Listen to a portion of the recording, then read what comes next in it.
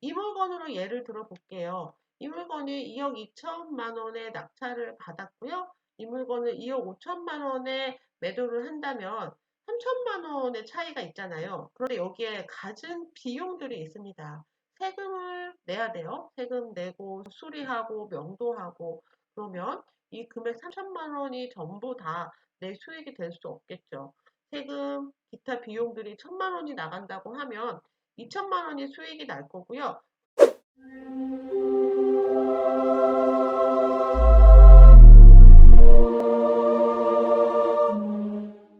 반갑습니다. 이번 주 온라인 트레이닝 두 번째 시간입니다.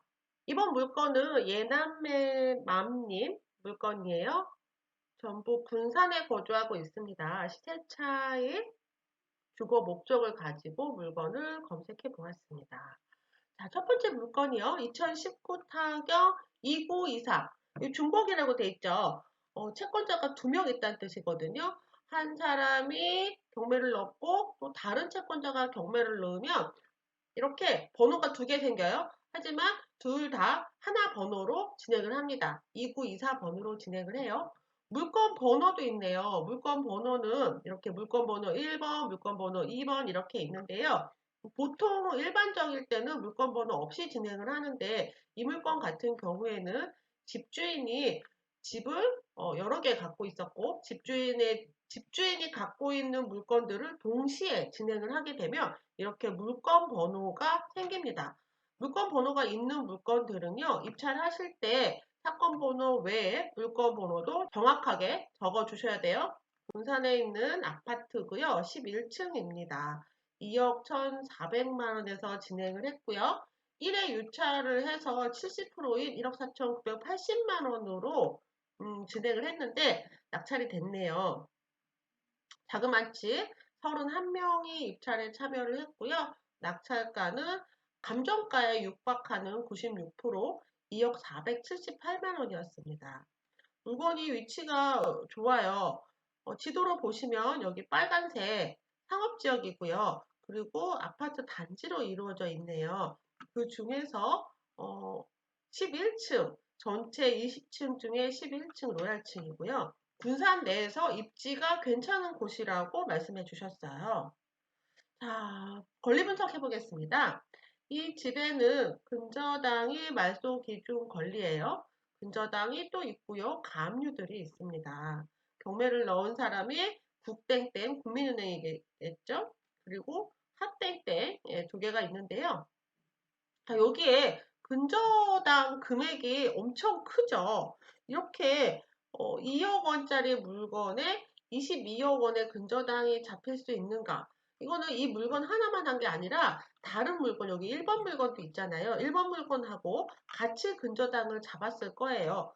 이렇게 근저당이 아니고 신용대출 같은 경우에는 1억 원짜리 집에 빚이 10억 원이 될 수도 있습니다.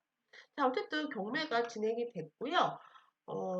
이 집에는 임차인도 있어요. 그런데 이 임차인이 전입일자가 2019년 1월 21일이에요. 그러니까 대항력 없는 후순위 임차인이고요.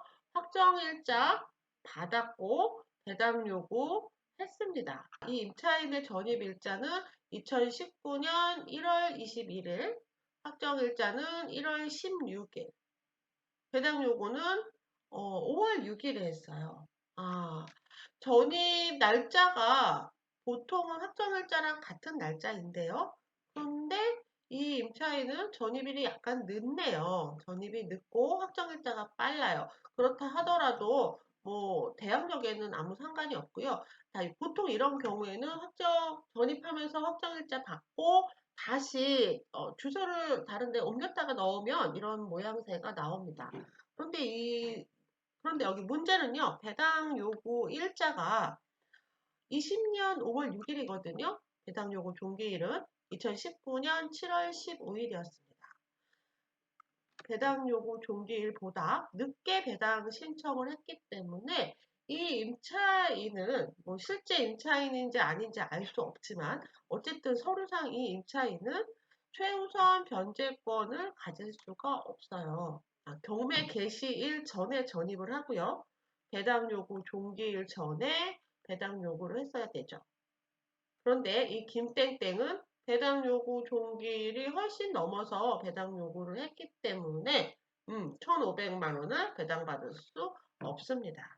이 김땡땡 씨가 모든 조건을 다 갖추었다 하더라도 배당을 받을 수 있을지 여부는 약간 불투명해요. 어쨌든 이 임차인은 강제집행 대상자고요. 입찰하는 데는 아무 문제 없습니다. 가격만 적당하다면 얼마든지 입찰할 수 있는 물건이에요. 자, 이번 물건은 6704 군산에 있는 아파트고요.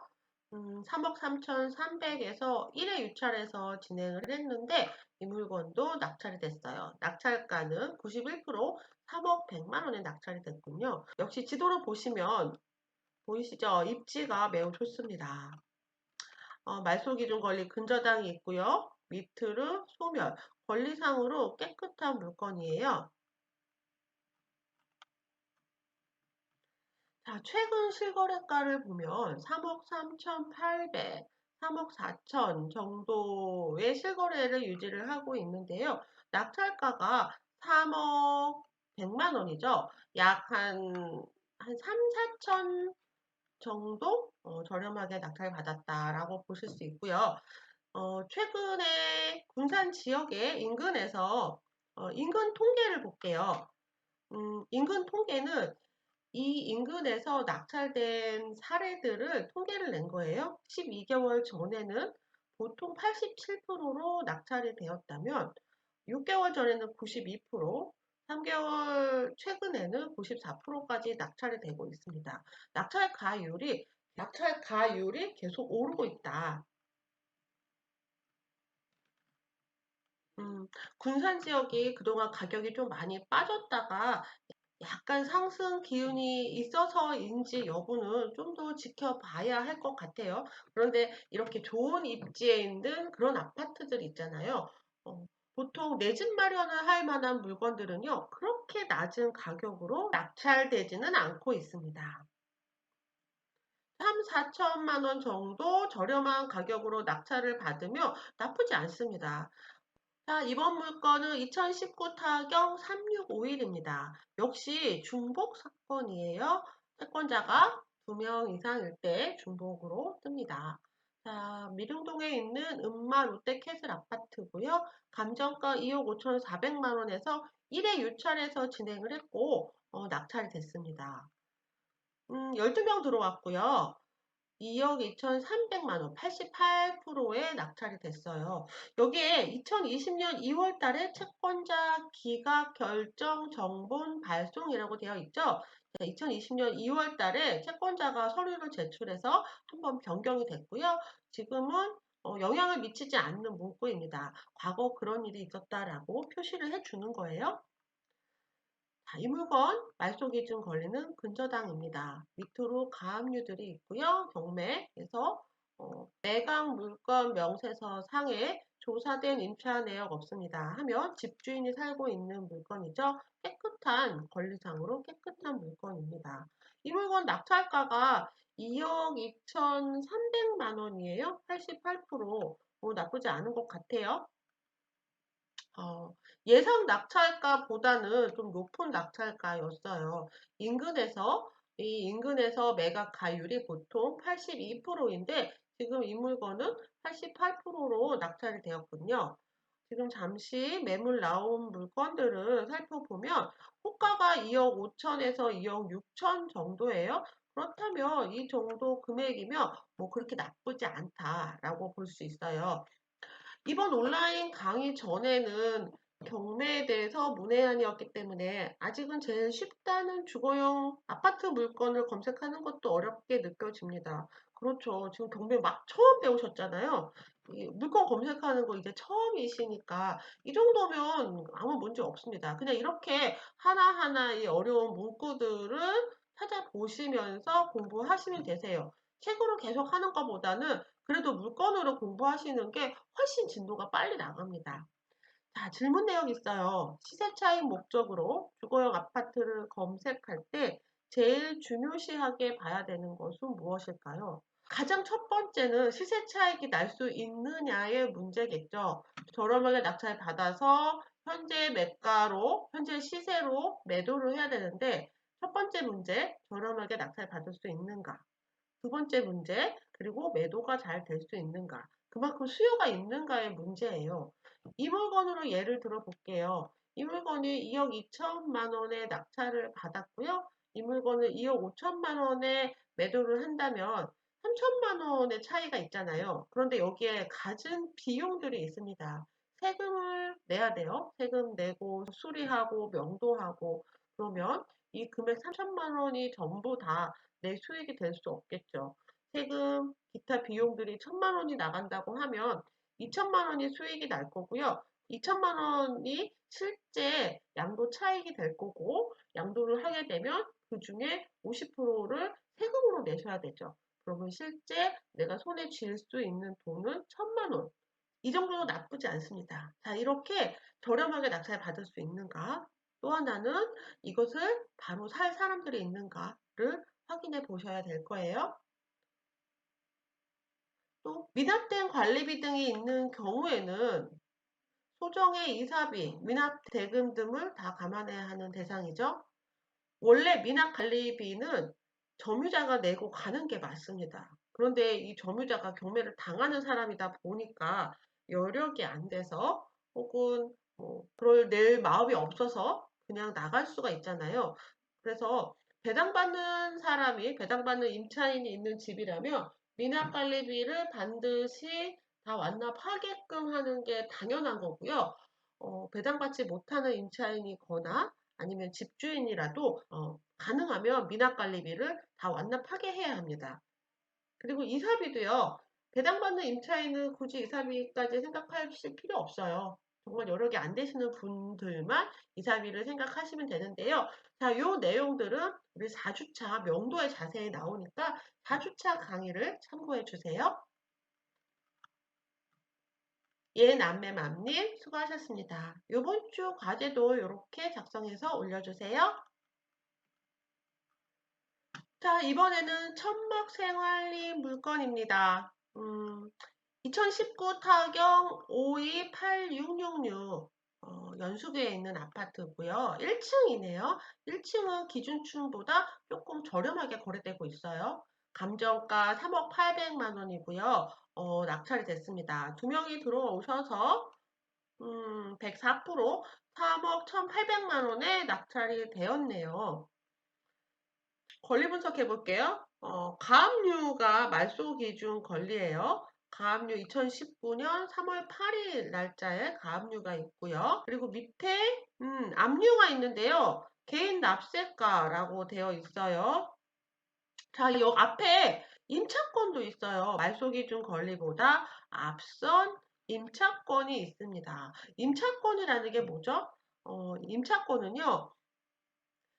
여기 살고 있는 임차인이 보증금을 반환받지 못할 때 임차권을 설정을 하면 이사를 하더라도 대항력을 유지할 수 있는 거죠. 자, 이 임차권 누굴까요? 권리자는 주택도시보증공사입니다. 양도 전에는 유땡땡님으로 되어 있죠. 보증금은 2억 6,500만 원이고요.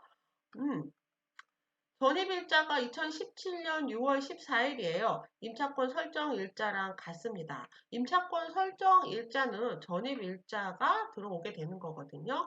확정일자 받았고요. 확정일자 있고요. 배당 요구는 배당 요구 종기일 내에 했습니다.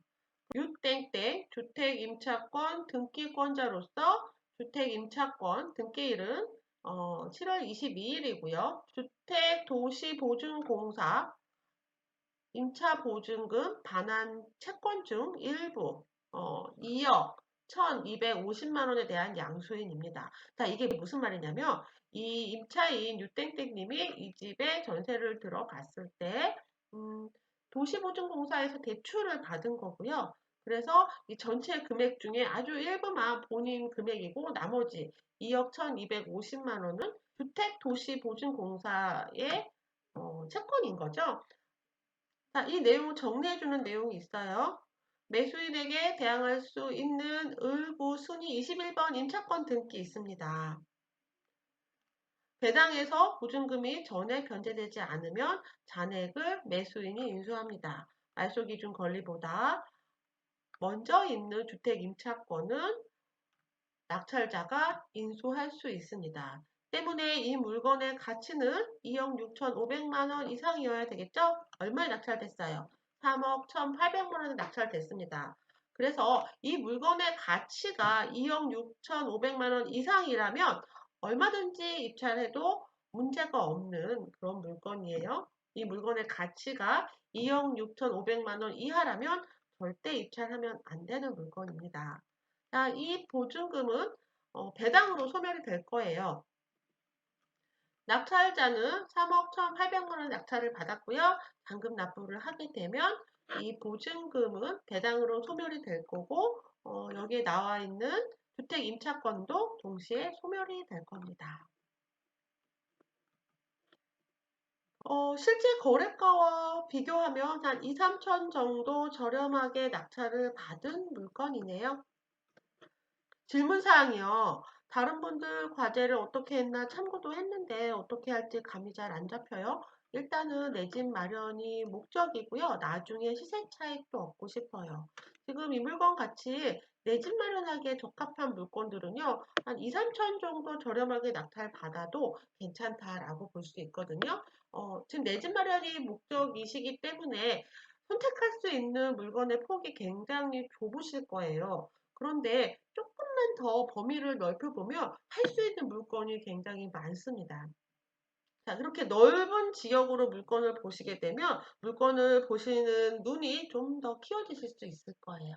인천 전체 지역을 대상으로 한번 검색 한번 해보세요.